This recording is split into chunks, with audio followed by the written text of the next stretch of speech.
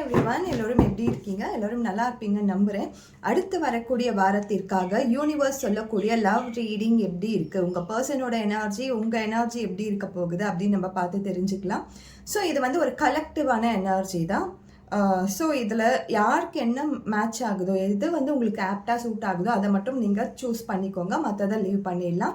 So இது வந்து எல்லோருக்குமான ஒரு கலெக்டிவ் ரீடிங் தான். ஒரு ஒரு 100 பீப்புள் பார்க்குறாங்கன்னா 100 பீப்புள் கிட்ட இருக்கக்கூடிய எனர்ஜியில் வரக்கூடிய ஒரு மெசேஜஸ் தான் இது.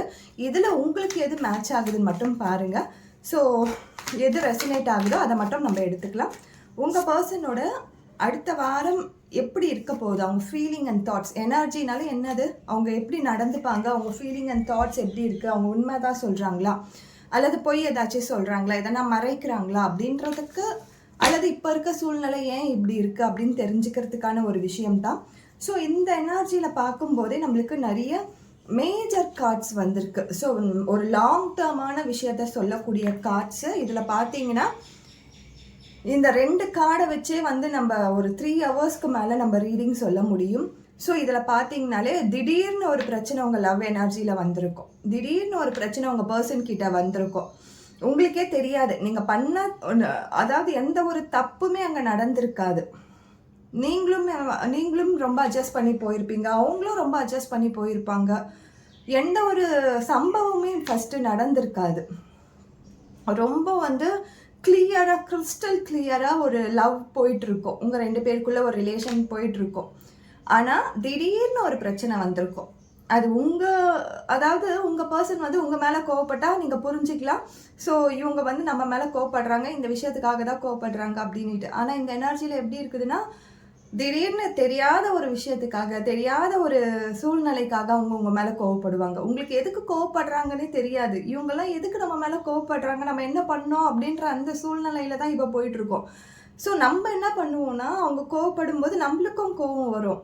நான் சும்மா தானே இருக்கேன், ஏன் என்னை வந்து நீ டார்ச்சர் பண்ணுற, ஏன் என்னை வந்து இப்படி பிரச்சனை பண்ணிகிட்டு இருக்க, நான் சும்மா என் வேலையை தானே பார்த்துட்ருக்கேன், நான் எதுவுமே கூட பண்ணலையே அப்படின்ற அந்த எனர்ஜியில் நீங்கள் என்ன பண்ணுவீங்கன்னா சண்டை போட, கம்யூனிகேஷன் வந்து ரொம்ப முத்திட்டு 2 பேரும் சண்டை போடுவீங்க. இந்த எனர்ஜி பார்த்தீங்கன்னா ரொம்ப வந்து நெகட்டிவான எனர்ஜியாக இருந்திருக்கும், தெரியாத ஒரு எனர்ஜி இது.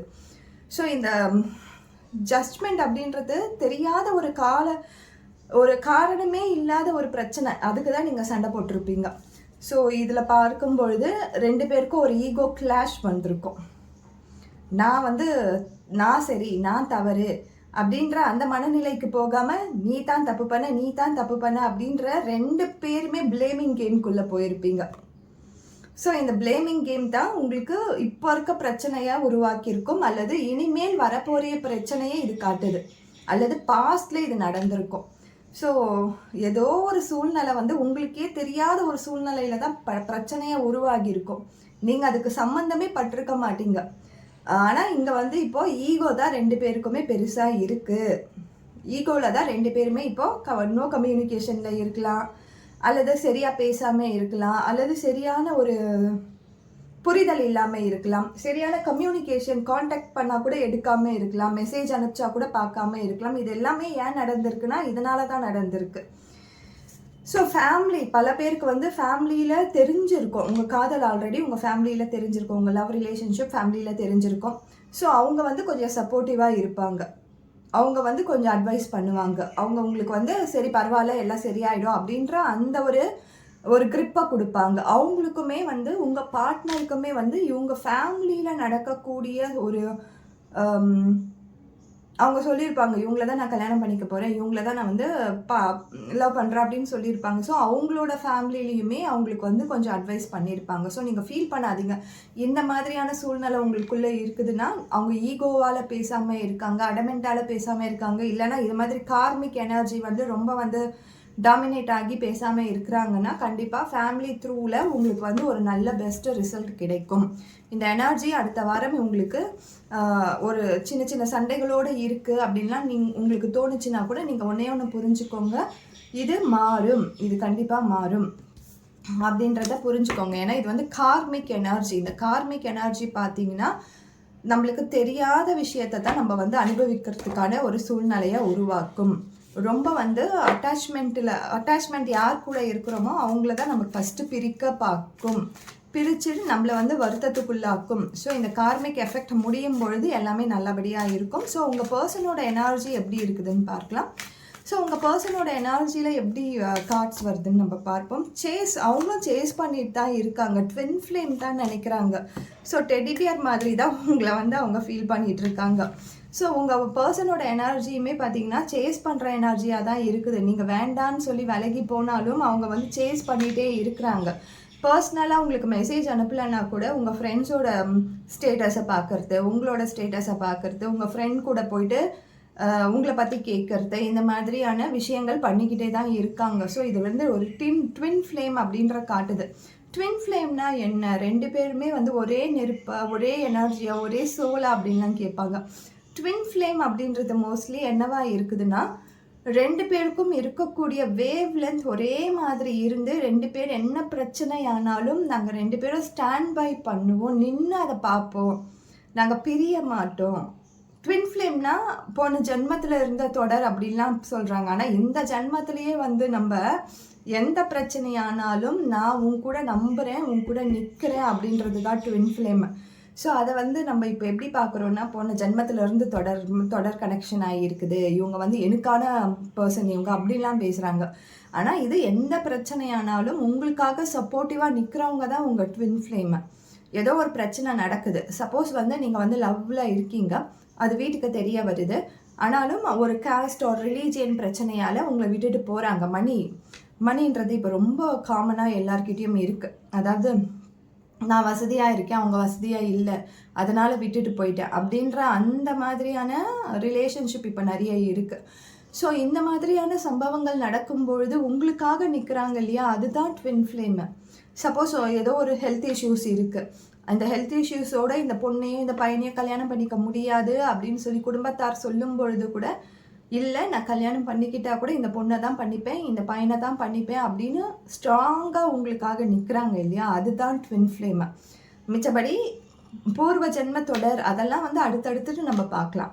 பட் உங்களுக்காக ஸ்டாண்ட் எடுக்கிறாங்களா, உங்களுக்கு ரெஸ்பெக்ட் ஒரு இடத்துல குறையுதுன்னா அதற்காக அவங்க பேசுகிறாங்களா, அதற்காக அவங்க வந்து கவலைப்படுறாங்களா, உங்கள் கனவுகளுக்கும் சேர்த்து அவங்க வந்து கனவு காண்றாங்களா, 2 பேருமே மியூச்சுவலாக பண்ணணும். அதை செல்ஃபிஷாலாம் இருக்கக்கூடாது. உங்களுக்குன்னு ஒரு எய்ம் இருக்குது, உங்களுக்குன்னு ஒரு டிசையர் இருக்குதுன்னும் பொழுது அவங்களுக்கான இருக்கக்கூடிய கனவுகளுக்கும் நான் நிற்கிறேன், எனக்கான கனவுகளையும் நான் பார்த்துக்கிறேன். 2 பேருக்குமே இந்த மியூச்சுவல் ஆஸ்பெக்ட்ஸ், மியூச்சுவலாக இருக்கக்கூடிய விஷயங்கள் நடந்தால் மட்டும்தான் அது ட்வின் ஃப்ளேமாக இருக்க முடியும். அது மற்றபடி ட்வின் ஃப்ளேம்ன்றது பூர்வ ஜென்ம தொடர் அதெல்லாம் வந்து நம்ம அந்தளவுக்கு இன்டெப்த்தாலாம் இப்போ யாருமே பார்க்கறது கிடையாது. லவ்வில் உங்களுக்கான ஸ்டாண்ட் எடுக்கிறவங்க மட்டும்தான் உங்கள் கூட நிலச்சி நிற்க முடியும். உங்களுக்கு கூட இல்லாதவங்க வந்து கண்டிப்பாக எந்த காலத்துலேயும் உங்களுக்கு சப்போர்ட் பண்ணாதவங்க, உங்களுக்கு செக்யூரிட்டி கொடுக்காதவங்க யாருமே. அதே மாதிரி உங்களுக்குன்னு சொல்லும்போது நீங்களும் அவங்களுக்கு பண்ணணும். 2 பக்கமும் மியூச்சுவலாக இருந்தால் தான் அது ட்வின் ஃப்ளேம். ஒரே பக்கத்துலேயே வந்து ஒரு விளக்கு எரிஞ்சிட்டே இருக்குதுன்னா அது ட்வின் ஃப்ளேம்லாம் கிடையாது. ஸோ இதெல்லாமே நம்ம புரிஞ்சு நடந்துக்க வேண்டிய ஒரு விஷயங்கள். ட்வின் ஃப்ளேம்னா என்னன்னு இப்போ கிளியராக நிறைய பேருக்கு புரிஞ்சிருக்கும். டெடி பியர் அப்படின்றது interested in you blooming romance.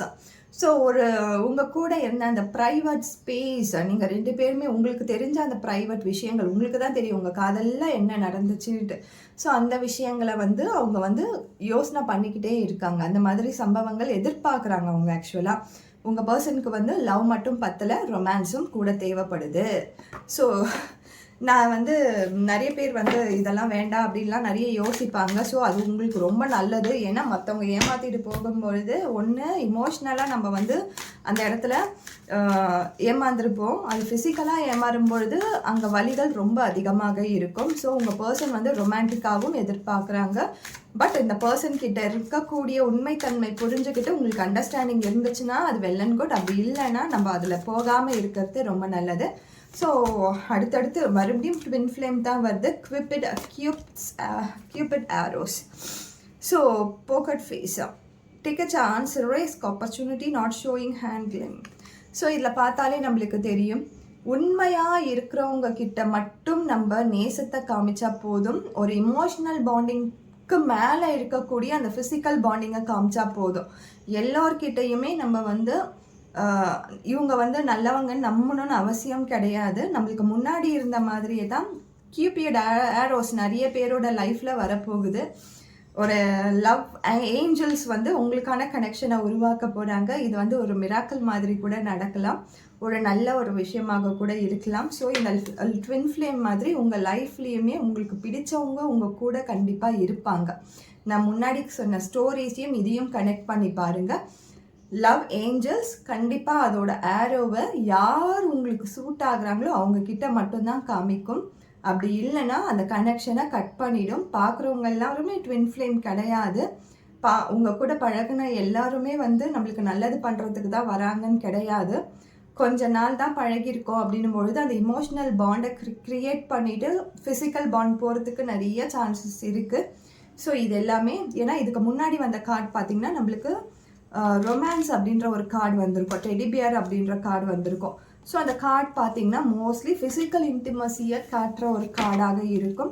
So அந்த மாதிரி எதிர்பார்க்குறாங்க அப்படின்னும் பொழுது கட்டாயம் அதில் எந்த ஒரு உண்மைத்தன்மையும் இருக்குதா அப்படின்னு புரிஞ்சுக்கிட்டு உங்களோட லைஃப்பை நீங்கள் வந்து ஒரு ரிஸ்க் எடுக்கிறது நல்லது. அப்படி இல்லைன்னா வெல் அண்ட் குட். வேறு ஒரு ஆப்ஷன் கண்டிப்பாக இந்த உலகத்தில் எல்லாத்துக்குமே இருக்குது. ஆப்ஷன் இல்லாத விஷயங்களே இந்த உலகத்தில் கிடையாது. ஸோ அதை மட்டும் புரிஞ்சுக்கிட்டால் போதும். ஸோ இந்த ரீடிங் வந்து நிறைய பேருக்கு நிறைய விஷயங்கள் உங்கள் பர்சனோட தாட்ஸ் எப்படி இருக்குதுன்னு சொல்லியிருக்கோம். வரக்கூடிய நாட்களில் எப்படியெல்லாம் இருக்க போகுதுன்னு தெரிஞ்சிருக்கும். ஒரு ட்வின் ஃப்ளேம் கண்டிப்பாக வரதுக்கான சான்சஸ் இருக்கணும்னு தெரிஞ்சிருக்கும். ஸோ நல்ல ஒரு பெரிய ஒரு பாசிபிலிட்டியை க்ரியேட் பண்ணுறதுக்கு லவ் ஏஞ்சல்ஸ் உங்களுக்கான ஒரு ஹீலிங்கையும் உங்களுக்கான அந்த கியூபிட் வந்து உங்களுக்கு சூஸ் பண்ணுற அந்த பர்சன் கண்டிப்பாக உங்கள் லைஃப்பில் இருப்பாங்க.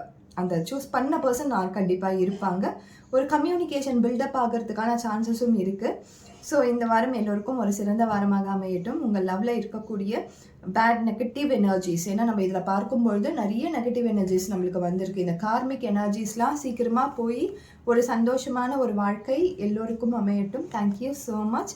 இந்த கார்மிக் எனர்ஜிஸ் உங்கள் லவ் லைஃப்பில் இருக்குதுன்னும் பொழுது கண்டிப்பாக அதை அக்செப்ட் பண்ணிக்கோங்க. இப்போ இருக்க சூழ்நிலையை புரிஞ்சுக்கோங்க. கண்டிப்பாக இது வந்து ஒரு லாங் டேர்மான ஒரு ரிலேஷன்ஷிப்பை காட்டுது. ஸோ இப்போ இருக்க சூழ்நிலை கொஞ்சம் சரியில்லை, பட் அது சரியாகும். Thank you so much.